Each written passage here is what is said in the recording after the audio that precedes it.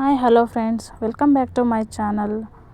ಮನೆಯಲ್ಲಿ ಯಾವುದೇ ಸಾಂಬಾರು ರುಚಿಯಾಗಿರಬೇಕು ಅಂದರೆ ನಾವು ಅಡುಗೆ ಮನೆಯಲ್ಲಿ ಬಳಸುವಂಥ ಸಾಂಬಾರು ಪೌಡರ್ ಅಷ್ಟೇ ಹದವಾಗಿ ರುಚಿಯಾಗಿ ಮಾಡ್ಕೋಬೇಕು.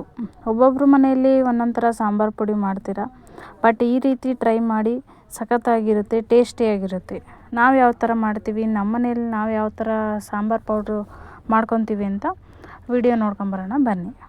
ನಾವು ಬಳಸ್ತಿರುವಂಥ ಸಾಮಗ್ರಿಗಳು 2 kg ಧನ್ಯ, ಅರ್ಧ kg ಜೀರಿಗೆ, ಅರ್ಧ kg ಕಡಲೆ, ಅರ್ಧ kg ಕಡಲೆಬೇಳೆ, ಅರ್ಧ kg ಹೆಸರುಬೇಳೆ, ಅರ್ಧ kg ಉದ್ದಿನಬೇಳೆ, ಮತ್ತು 1/4 kg ಅರಿಶಿನ, 100 ಗ್ರಾಮ್ ಗಸಗಸೆ, 50 ಗ್ರಾಮ್ ಮೆಂತೆ, ಮತ್ತು ಲವಂಗ, ಮೆಣಸು, ಕಾಳುಮೆಣಸು, ಲವಂಗ, ಜಾಕಾಯಿ, ಚಕ್ಕೆ, ಏಲಕ್ಕಿ, ಮರಾಠ ಮೊಗ್ಗು, ಕಂಚಿ ಮೊಗ್ಗು, ಬಾಳೆ ಮೊಗ್ಗು, ಪಲಾವ್ ಎಲೆ, ಗಸಗಸೆ, ಕಸ್ತೂರಿ ಮೇಥಿ, ಕರಿಬೇವು, ಮತ್ತು ಇವಿಷ್ಟನ್ನು ಒಂದು 50 ಗ್ರಾಮ್ ಅಷ್ಟು ತಗೋಬೇಕು.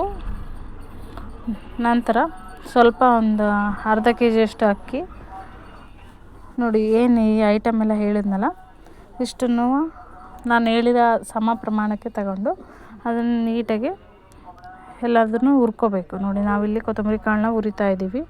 ನಂತರ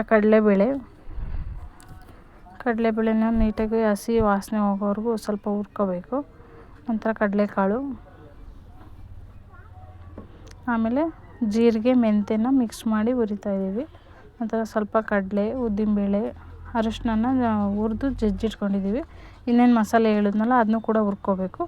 ಹುರ್ಕೊಂಡು ನೋಡಿ ಅದಕ್ಕೆಲ್ಲ ಹುರ್ಕೊಂಡು ಕರಿಬೇವನ್ನು ಒಂದು ಸ್ವಲ್ಪ ಹುರಿದ್ಬಿಟ್ಟು ಅದನ್ನು ಕೂಡ ಹಾಕ್ಕೋಬೇಕು.